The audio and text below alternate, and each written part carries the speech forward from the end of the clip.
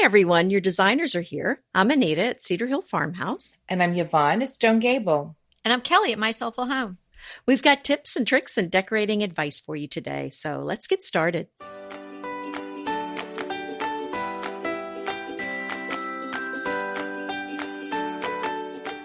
So today is episode 239, Rules for a Classic White Kitchen. Now, we're not big rule girls. We like the rules. We respect the rules, but we are rule breakers as well. But there are certain things you should keep in mind if you're going to have a really fabulous classic white kitchen. And we'll cover those today. And you can also see all this information in the show notes at decoratingtipsandtricks.com/239. And our sponsor for today's episode is Canvas People. And we just love Canvas People. And you guys love Canvas People. And they keep coming back to give you this fabulous offer. If you don't know what Canvas People is, it's a company that takes your beautiful photos and puts them on canvases to make them actual works of art. So you've probably collected a lot of great photos from your summer vacation or just barbecues in your backyard or family gatherings. And this would be a great time to start gathering those together and go over to canvaspeople.com, upload them, and get your, ready, free 11 by 14 canvas print. Regularly priced at $69.99. And for Decorating Tips and Tricks listeners, you are going to get one free 11 by 14 canvas. You're just going to have to pay the shipping. So you could get something from your family trip and have it all already in the works and maybe use it as a gift. Christmas gift, or you could just get it for yourself and have it in your own home so you can enjoy it rather than trying to find that photo on your phone. So go to canvaspeople.com/DTT and you're going to upload the code DTT after you've already put in your photo. So that's at the time of checkout, you'll be putting in the code DTT. So it's canvaspeople.com/DTT and please use the code DTT at checkout. Okay. So I have a white kitchen. Me too. I believe John has a white kitchen. Mm-hmm. And Me three. yeah. And so, they're all different iterations of a white kitchen. They're not all the same. And so if you have a white kitchen or you're thinking about having a white kitchen, you're probably interpreted it in different ways than we have. But there are some basic things that you might want to think about when you're having a classic white kitchen that will keep it from looking too stark or too dinged up and all kinds of things like that. So that's what we're going to cover today. Anybody want to kick it off with their first tip since I've been chatting and chatting and chatting? Well, I will. Okay. Something that I found really helpful is, and this is so practical. White kitchens do get dirty, but I don't think they get really any dirtier unless you're splashing spaghetti sauce up your cabinets or something, any more than any other kitchen. And I've heard people say, well, I don't want a white kitchen because it shows the dirt. Well, the reason my kitchen doesn't show the dirt is because literally I have a little spray bottle. Now I use something that's non-toxic. I use my Thieves concentrated cleaner with water, spritz it just down, and I can wipe down my kitchen cabinets in less than 2 minutes.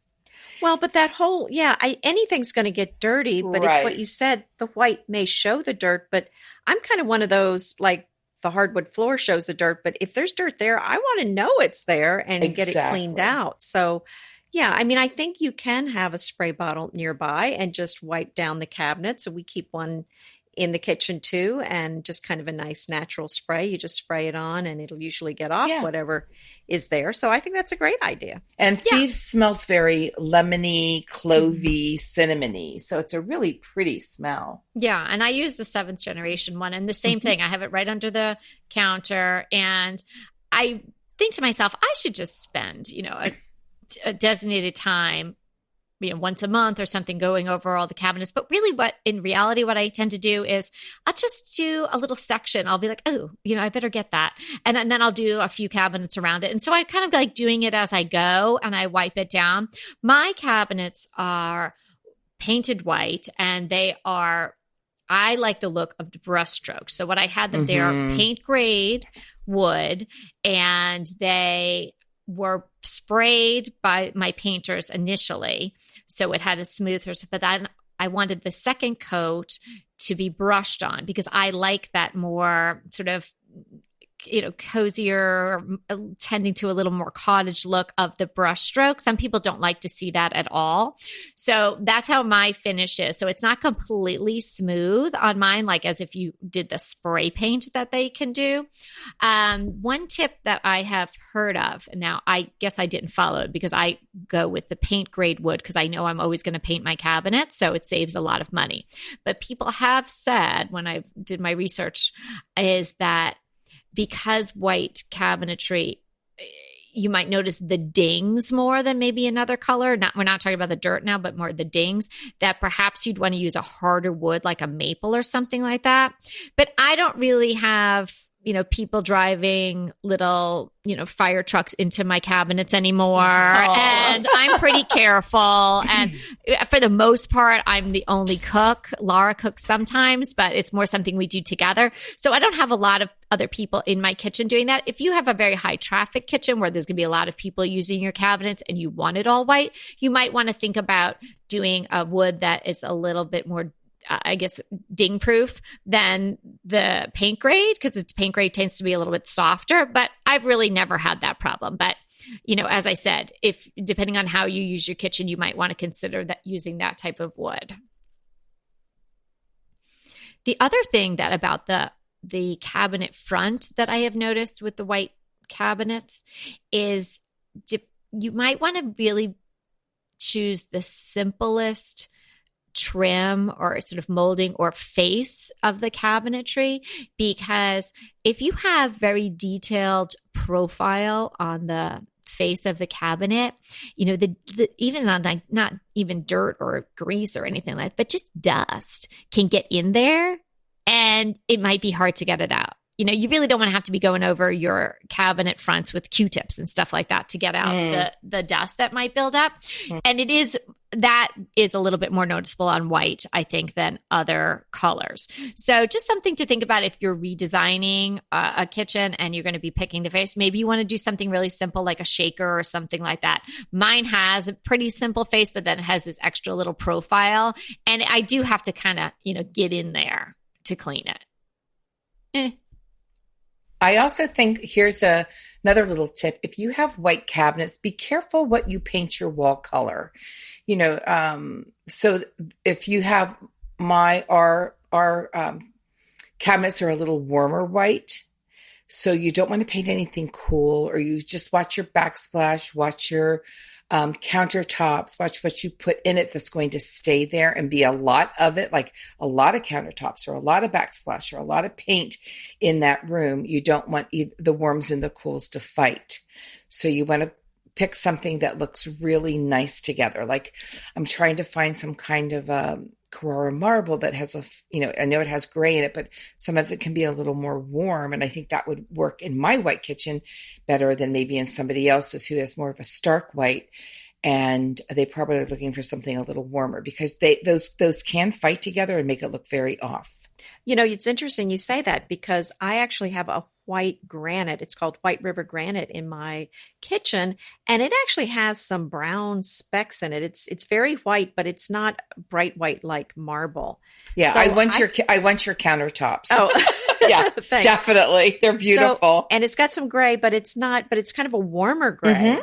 Than a marble. So I had to be very, very careful. Had I gone with a white, because I was thinking at one point about a white subway tile, but the white next to it and a bright white cabinets, but I knew they were going to make my countertops look kind of on the dirty side. Dingy, that's right. So I chose not to do that, and I had to be very careful. So what I ended up doing was this color called Eider white on the cabinets, which is actually a very grayed white. And then for the backsplash, I used a Wedgwood blue, a Walker Zanger Wedgwood. It's called Wedgwood blue. It's a subway tile and it's got a crackle finish. But the reason I use that is because it's a kind of a bluish gray. And again, it all blends so well with the countertop, but you do have to be very careful that you're not mixing some bright white with something that's going to look dingy with the bright white. So yeah, make sure everything's going to work together. Oh, yeah, you did a beautiful job. And that is tricky because you say, oh, I want a white kitchen.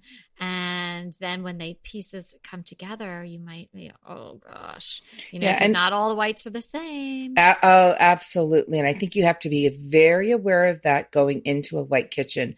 I've had my white kitchen for 24 years, and there is not a day that I've said, oh, I wish it was something else. Not one single day. I have loved my kitchen. We've done a couple updates. We're just about ready to do another little update in it, just keeping it fresh and updated. And in the 24 years I've had the original kitchen cabinets, we had them painted. And then about 6 years ago, I can't say that. Sorry. It's been 3 times, but the second time didn't count because we had a kitchen reno and the painters were awful. So I had to have that fixed. And if you're thinking about, let's say you're thinking about making your existing cabinets, you love the idea of a white kitchen, and you're going to paint them, please, please, please. I know that people said you can paint kitchens, and that's very true. But we had ours done once, and we were not happy, and nothing's worse than being unhappy. Save the money or budget the money to have a really good professional. We had somebody in our area that is just known for painting kitchens, and I am so, so happy with the outcome. Yeah, I would be very careful if you're going to paint your own kitchen cabinets, because I know a lot of bloggers that have used chalk-based paints that have been very unhappy with the results. So just do some research. Yeah. I mean, it's just buyer beware. Make sure you know what you're getting into. And I wouldn't just jump into something. This is a very big decision. Even if you're painting it yourself, maybe it's not a big monetary investment, but it's sweat equity, and you don't want to be painting them twice. So, and it's so not the project you can do in an right. hour. And white really, really, and white shows every little imperfection. I must say that. But here's where I would paint something myself. I would paint my island.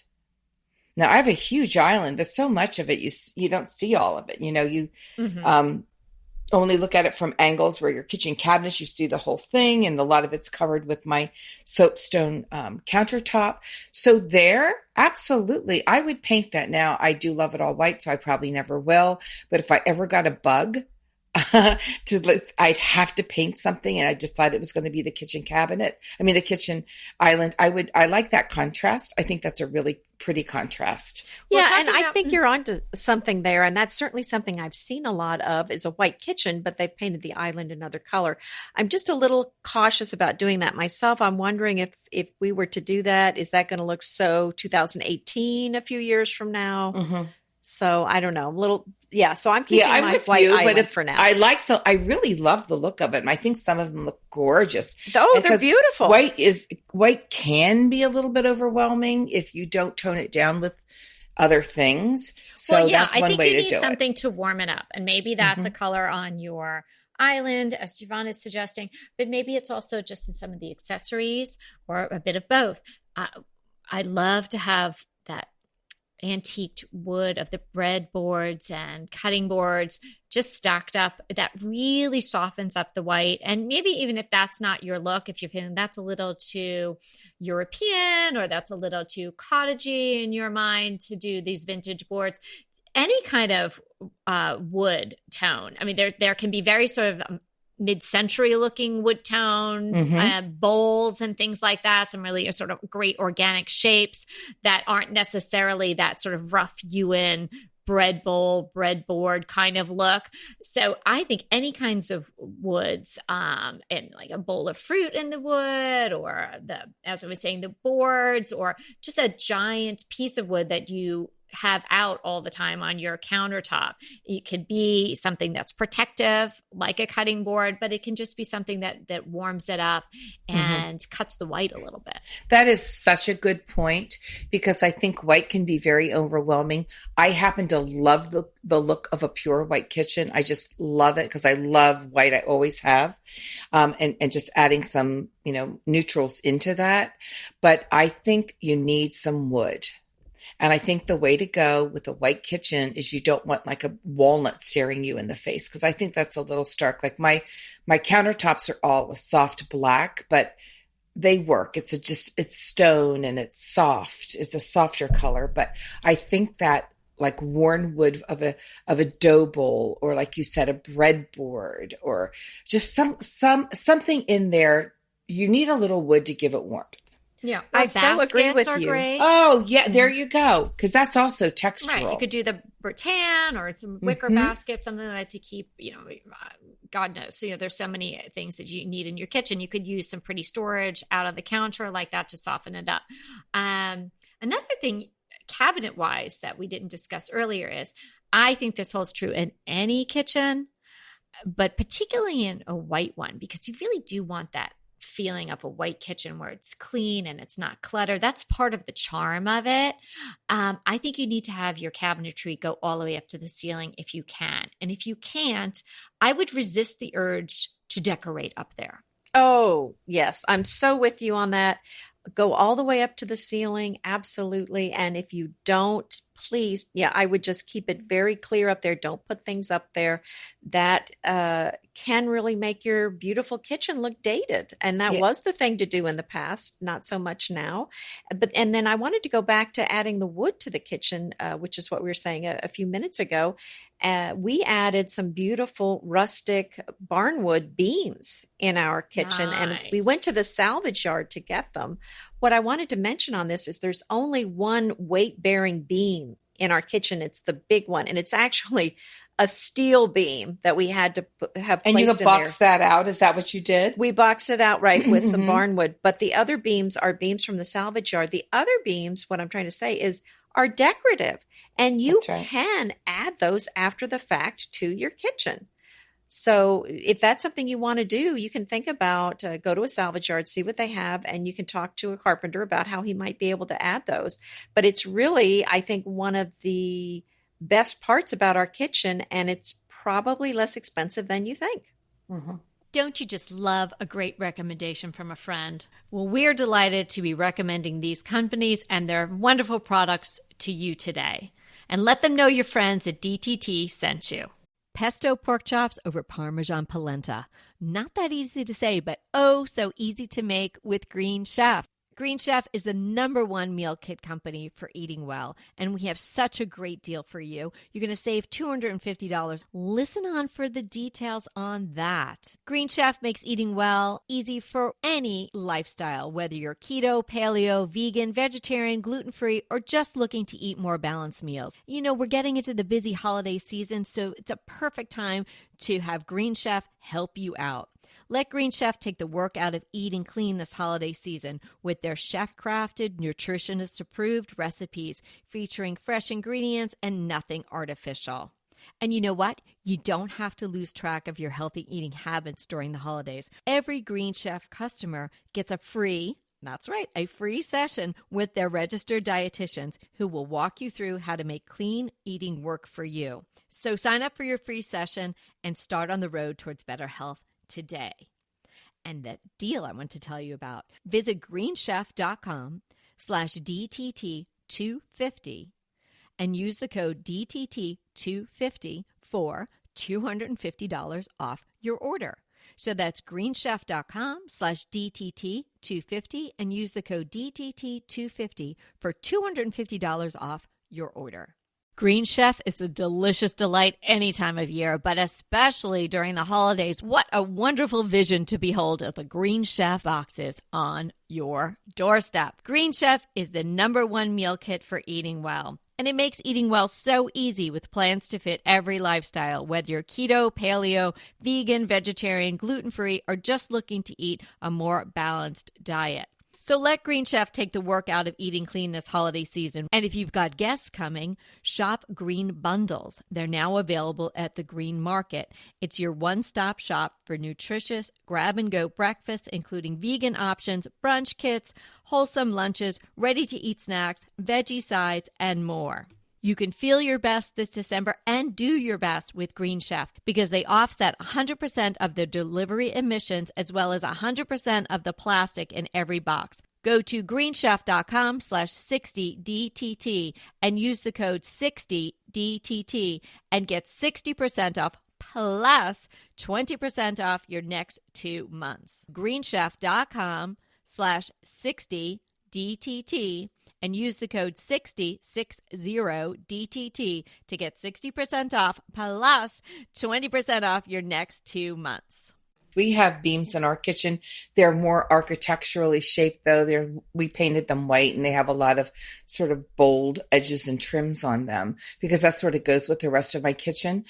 But it's such a nice look, and it is not a huge investment to do, and it will really change. It gives you something to look up at.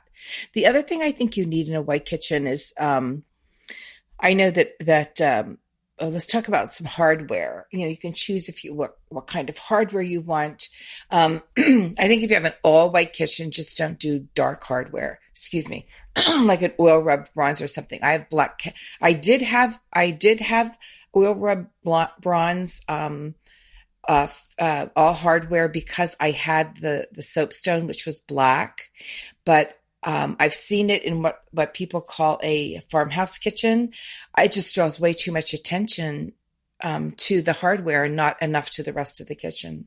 And that's just a personal preference of mine. I spent a lot of time thinking about that here, about what falling asleep at night or not falling asleep at night, designing my kitchen in my head, thinking about what the hardware was going to be. It was a really important detail to me because even if you don't have a giant kitchen, when you add up the number of cabinets and drawers and things like that, it can be expensive if you're not shopping, doing it in a smart way.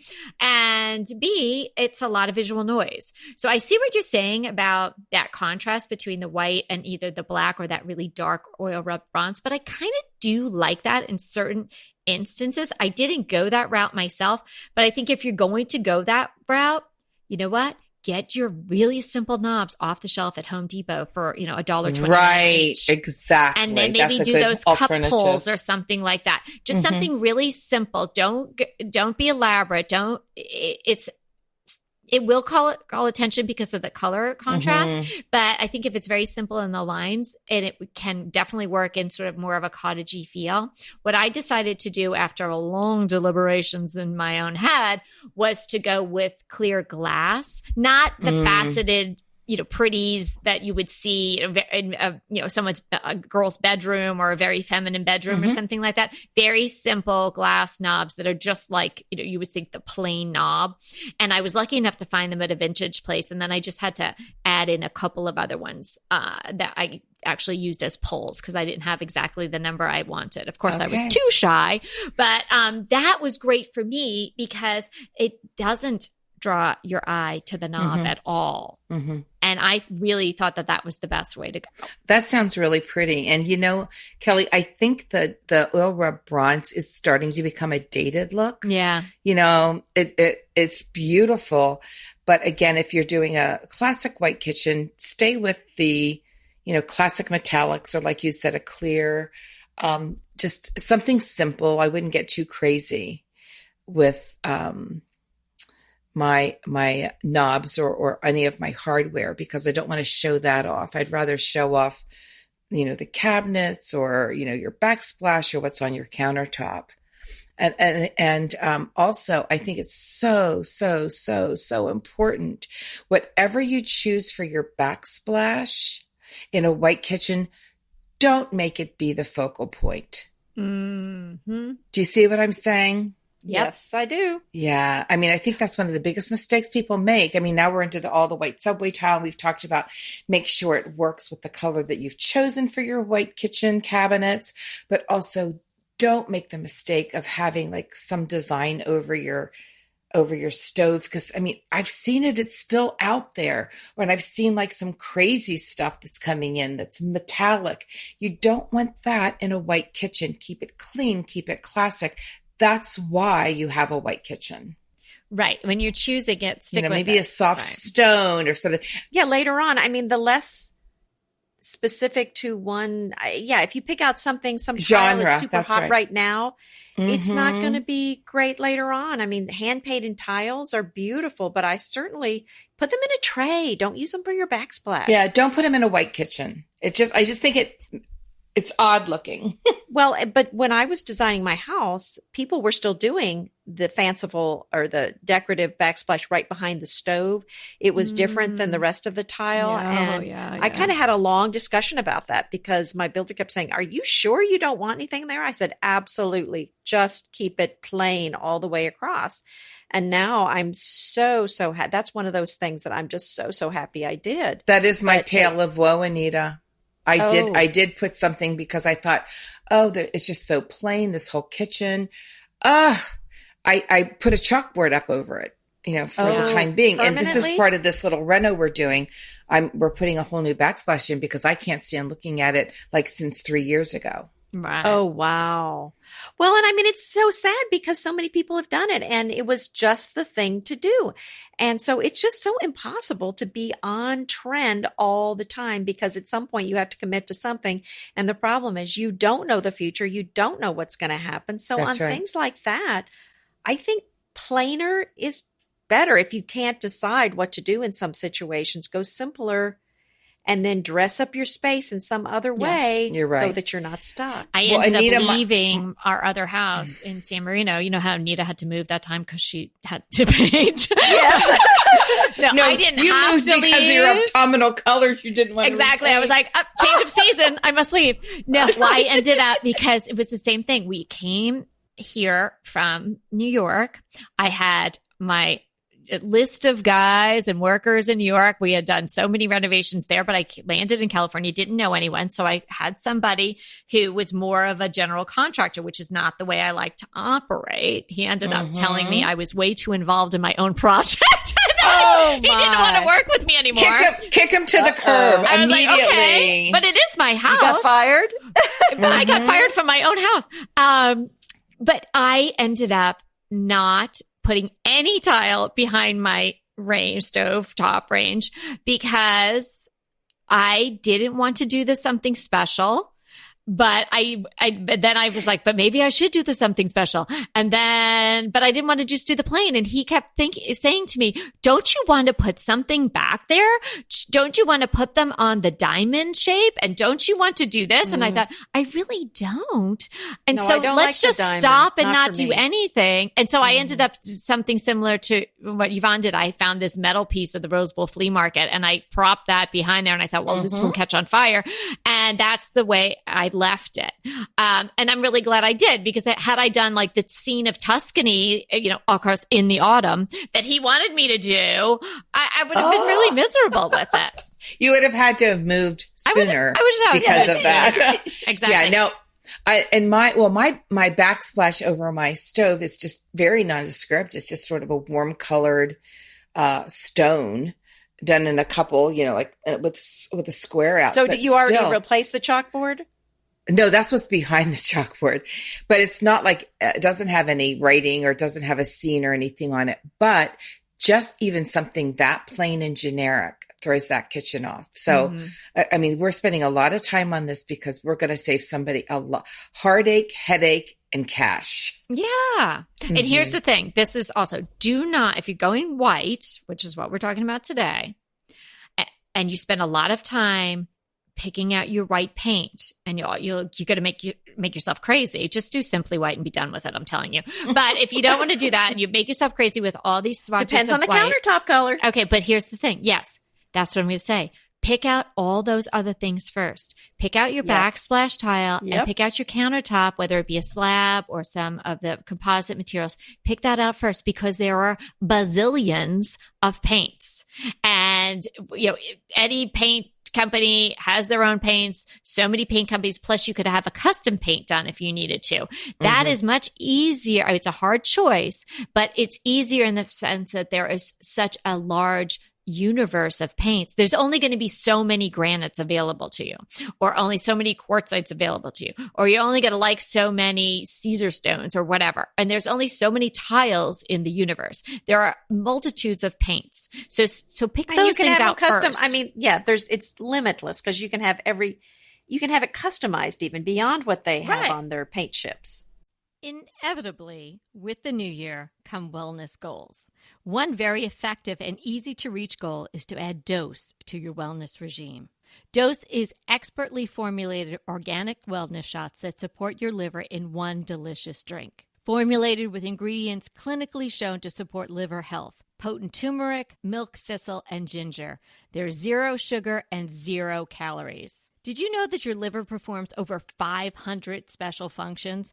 Since I learned all that my liver is doing, I started with Dose to support all those vital functions. I take a shot of refreshing Dose 2 times per week to combat everyday toxins from food, meds, alcohol, and unhealthy air. Since starting with Dose about a month ago, I am definitely feeling an overall improvement in my health. So if you want to give Dose a shot and invest in your health like I have, Dose is offering DTT listeners 15% off your first order, plus an additional 15% off if you subscribe for a monthly delivery. That's 30% off your first order.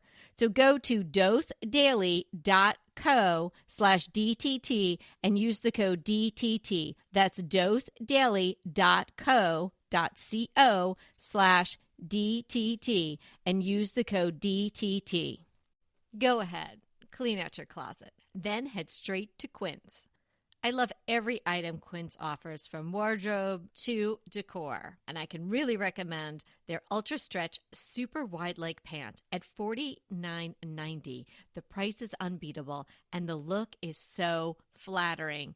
It keeps you in on top and flares out of the bottom. Everything feels right with Quince.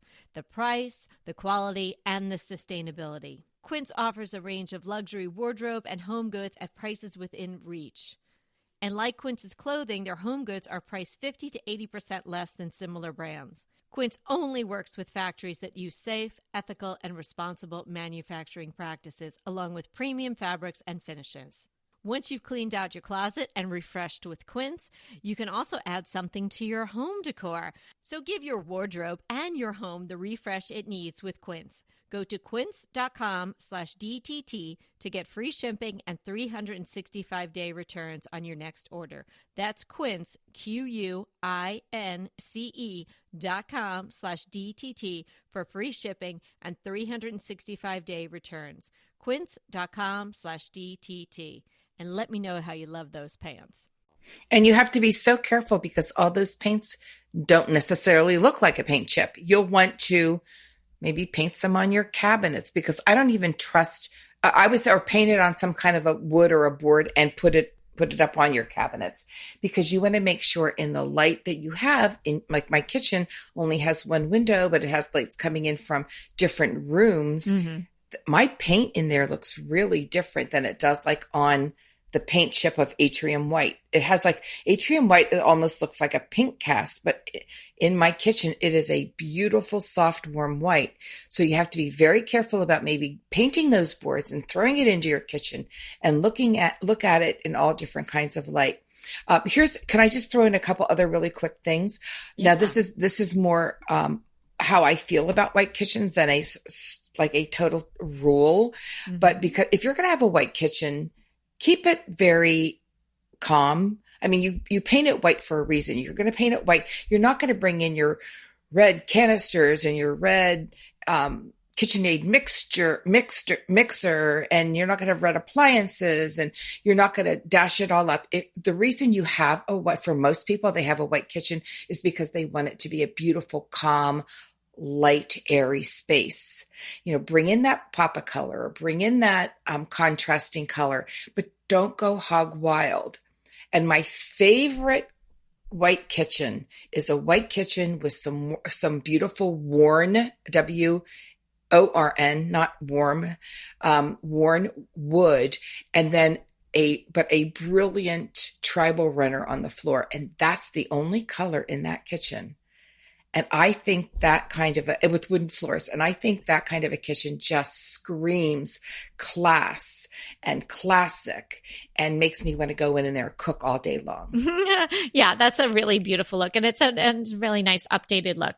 In my kitchen, I try to, like we say to all of our, one of our overarching tips is a limited color palette. So I definitely have a limited color palette throughout the house, and I carry that through the kitchen. And I think in the kitchen, I may get a little brighter in my pop color than maybe I would do in my dining room or elsewhere. So it's for me, a little bit of yellow, like a sunflowery yellow, and then maybe some greens of boxwoods, or I have these old cookbooks from Sears that are green, and I have those around. But there's the predominant color other than the white is really, some black. And then my floor is a really dark wood. And then, like you're saying, the worn wood is a really nice look. So that I can carry that color, whatever your pop color is, pick one real pop color and then maybe one complementary color, and then carry it around the room in little places, but just little touches of it. Right. Because a little goes a long way in a white kitchen. It tends to, if you add too much, it just tends to look busy. And also I think in a white kitchen, you want to keep your countertops pretty free of a lot of tchotchkes and a lot of stuff, because I think it just accentuates what you have all the more. I know that I love like a white crock with some pretty silver spoons in it or some wooden spoons in it. Looks beautiful, but you don't want to maybe have all your canisters out. And again, your kitchen appliances out and anything that's really colorful, just all out on your countertop. It just tends to make a white kitchen look very cluttered. Yeah. And if you're a collector and there's certain things that you really love to collect, like I love to collect white pitchers, particularly the little ones, like more of a creamer size. So to scratch that collector's itch, I decided to stick with the white, and that works seamlessly in my white kitchen. So I was able to put a really long shelf over those factory metal doors that we have going out to the yard. And it's a thin shelf, but it goes all the way across, and I'm building my collection there. So even though I'm trying to, control myself as far as what I'm adding to the kitchen by adding the white and adding a repeat element with this, they're all different shapes, but they're all, it's the object is the pitcher. And I just have them lined up, sort of going one in the center and then splayed out on either side on this one shelf. So that's a way to bring in some visual interest without it being really jarring in your white kitchen. Stick with all white. Go with ironstone, pick up white dishes as you're traveling along and, Marshall's, TJ Maxx, things like that. You can add that in, stacks of that, and it will complement what's going on rather than fighting with the white. So I really enjoyed today's episode. I love talking about my kitchen. I love visiting your kitchens. Right? That is so fun. I know. It is. We just love when we can talk about things that we love and have in our house. And we just have we all have special feelings for our white kitchen. So it makes it all the more special when we do an episode. We feel so connected to it. And so we just hope we've given you a lot of fun rules and things to think about if you're thinking about going with a white kitchen. And if you already have one, we hope that we've helped you maybe brighten it and lighten it up a little bit. Remember, we're here to inspire you to create a beautiful home. Until next time.